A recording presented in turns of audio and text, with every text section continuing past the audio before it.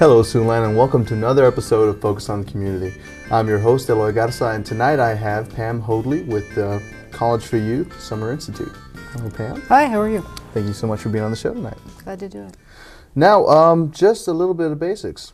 What is the College for Youth Summer Institute? That's a good question.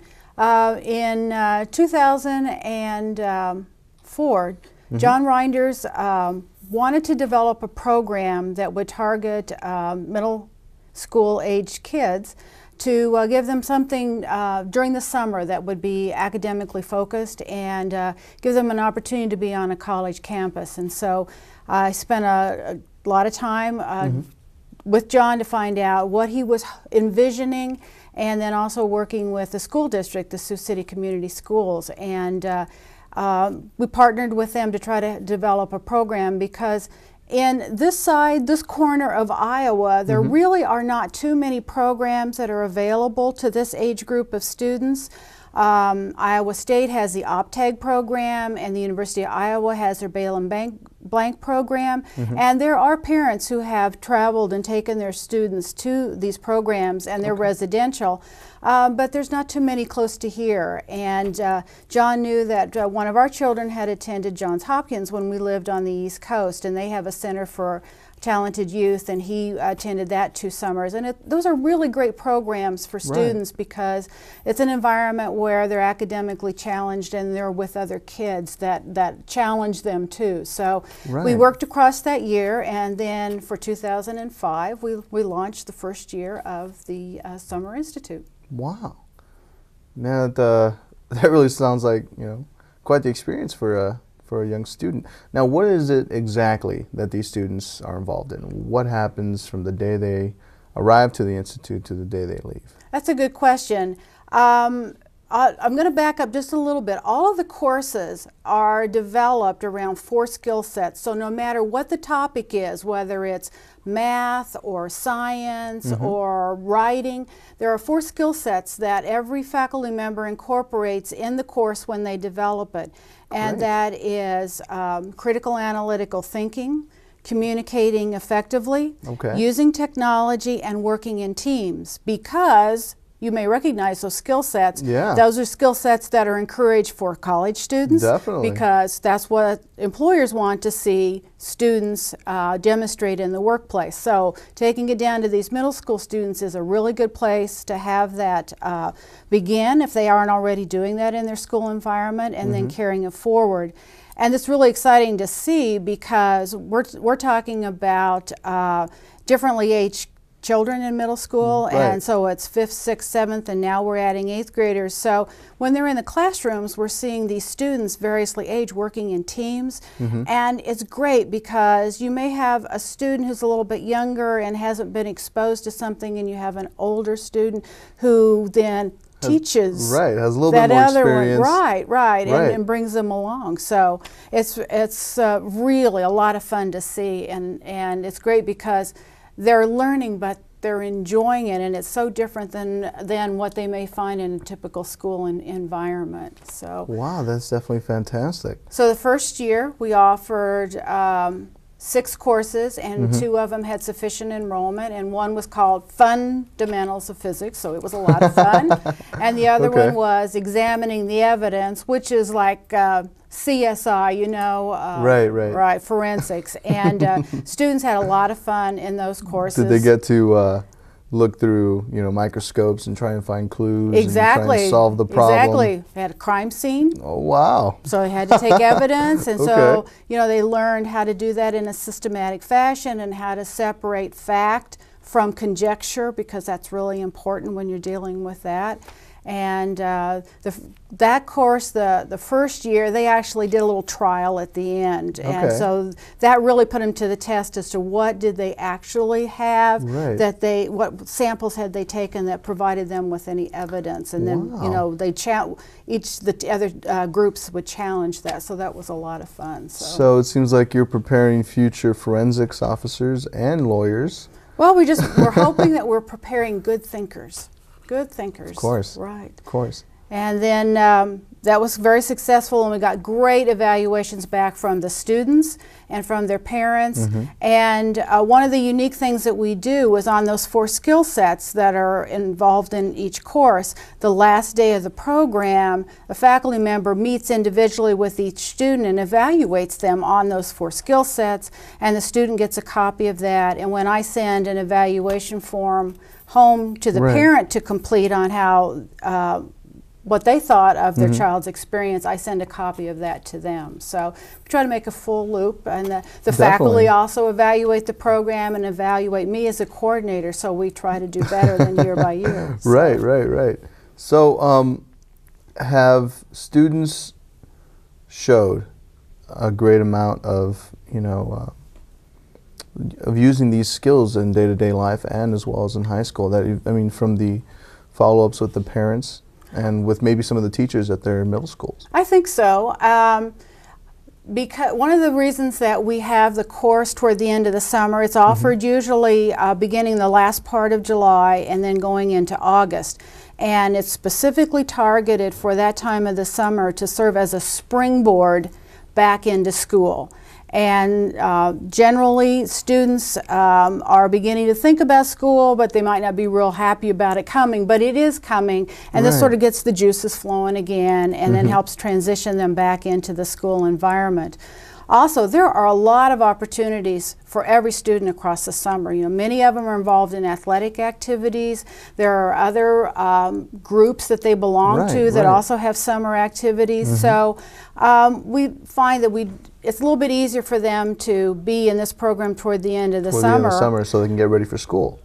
For that, and also a lot of students are also in athletic programs, and those tend to occur at the beginning of the summer. So this positioning allows them both opportunities. So and it makes them, I think, a very well-rounded student. So we want to support that. Wow, you're building future leaders here. Hope so. Hope so. Right. Now, how long is the program? The program lasts 2 weeks, and they take one course. So it goes across the 2-week period, so they really get immersed in it. They do a lot of fun exercises, like in the physics course. I don't know if anybody ever saw, they go up on top of the library and they drop things off when they're testing the theory of gravity. So if you drop a watermelon and an egg, they both fall at the same rate. And sometimes that very visual display helps make the point. And they'll be outside, a messy point. And they'll be outside doing things. They're not confined to the classroom, and I think they even went down to Olson Stadium and did some project last year. So they get out and about. And where do they stay? It's not a residential program, so we are different in that regard from, say, OPTAG or Bail and Blank or any programs. That's quite a bit of a commitment. And certainly this summer we wouldn't be able to do anything like that because of the renovation work that's going to be going on in the main dining room. There wouldn't be any food service available. So we're just not to the point yet where we want to commit to a residential. Some parents have asked us to consider it because, it gives them like a 2-week vacation. Just take them and go have fun with them, Yes, I understand that. Definitely. So now, when these students, do they really show a great joy for this? Yes. Peer camaraderie. I mean, you're talking about children that are in 6th grade and children that are in 8th grade. Well, I remember being in those grades, and it's a complete shut-off from grade to grade. It's like a psychological development that I believe younger children go through. I think particularly from 7th to 8th grade, because 8th graders, when they complete 8th grade, they know they're going to go to high school. So I'm no longer a middle school student. But some of the students that have been in the program said that they would like to continue in the program even when they were done with the 8th grade in school. And so we've extended it to add that additional year, and I think it'll be really good. One of the points that you made about camaraderie, there is, besides the teamwork in the class, which varies, they might be in different groups depending on the project. We break for lunch, And then there's a physical activity period after lunch, and there's a lot of team sports, like dodgeball and some other things. Capture the flag, things of that nature. Right. And so the team is constantly changing day by day, and they learn without it being spoken to, but to be a good sport. Definitely. And it's fun to watch that, and particularly with dodgeball, somebody wants to say that they weren't actually hit by the ball, and everybody they'll kid one another, but you do see the development then of good sportsmanship too, which is amazing. It's just fun. That's great. So how long have you been doing this? This will be the third program this summer. And I mean, what have you personally realized from all this? That it is just incredible to see children learning with joy. It's just wonderful to watch them when it's fun, when learning is just plain fun. And then when the student feels empowered to bring things back in. We had a student last year in one of the courses that was bringing other things into the classroom and teaching us. And so during the physical activity period, we had a day where we had to be inside, and he brought in these he wrote music, and we played it with long tubes. It wasn't Blue Man Group, but it was something similar. Okay. So the kids have a lot of creativity, and the environment is such that they can bring that to us. And it broadens their minds. Right, and we all benefit from that. So now last summer we had one new course that we had developed between the first year and the second, and it was developed by Dr. Sean Meehan, and it's called the Writer's Experience. And we had good enrollment in that course, and it was a writing course. And so the students did reflective writing.